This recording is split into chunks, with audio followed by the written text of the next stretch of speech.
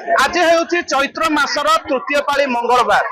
माँ मंगलांकर चैत्र पर्व एथिपाई माँ मंगलांक मंदिर रे शह शह यात्री मानकर भिड़ देखा मिली। आपण मैंने सीधा सड़क चित्र देखुवे कौ भाव में हजार हजार संख्यार श्रद्धालु मैंने आज माँ को दर्शन करने लंबा लाइन रे ठिया होती।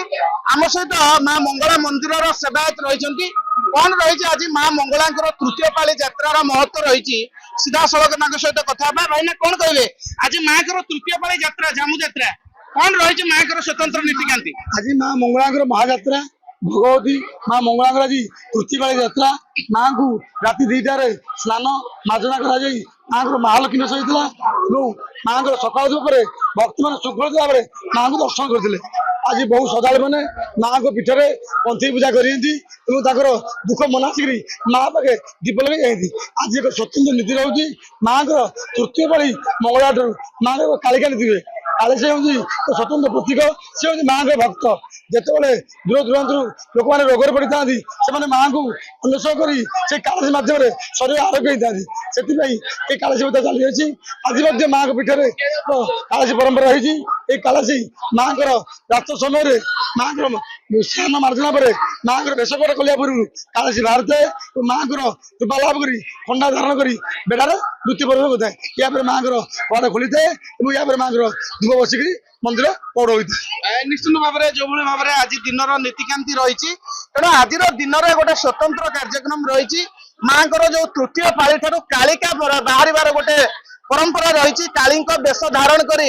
जड़े सेवक आज यही मंदिर बेढ़ा मध्य कालिका नृत्य प्रदर्शन करेंगे रात्रि 12 घटिका समय हम आउ कि श्रद्धालु आम सहित रही सहित कथा कौन मैडम कहे आज माँ मंगलांकर तृतीय पाली ओषा आप व्रत कर आसी पहुंचती किभली भाव में माँ को दर्शन कले एवं किभली भाव में व्रत धारण कर।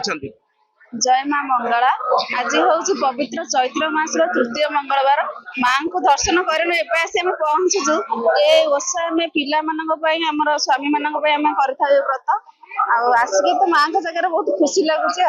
व्रत केमती धरता कौन करने पड़े उपवास रहा पड़े 5 पाली आम व्रतटा कर अच्छा गोटे पंथई पूजा परंपरा रही है आम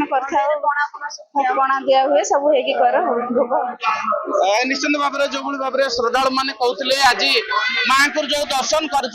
माँ को दर्शन कला गोटे परंपरा रही पंथई पूजार परंपरा आउ जड़े माँ रही कथा कौन आज्ञा कहे माँ मंगलांकर जो पर्व रही विशेष भाव में महिला माने बहुत महिमा माने सारा संसार माँ पाखे शक्ति अच्छी पूजा 5 पाली हुए से 5 पाली पूजा पणा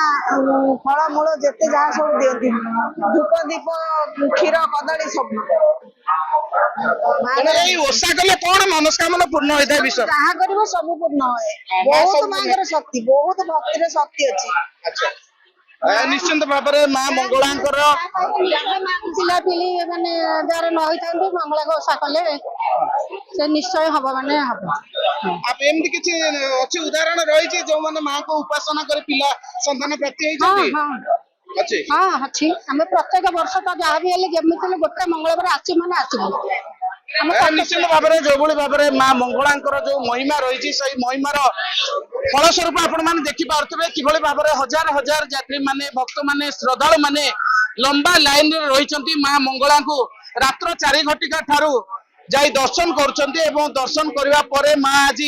महालक्ष्मी वेश दर्शन देउछंती माँ आज सुना आभूषण भूषित होती तेणु निश्चिंत भाव में माँ काकटपुर माँ मंगला पाखरे जो पर्व आरंभ होती से भक्त माने श्रद्धालु माने आज लंबा लाइन रे माँ को दर्शन करने जाउछंती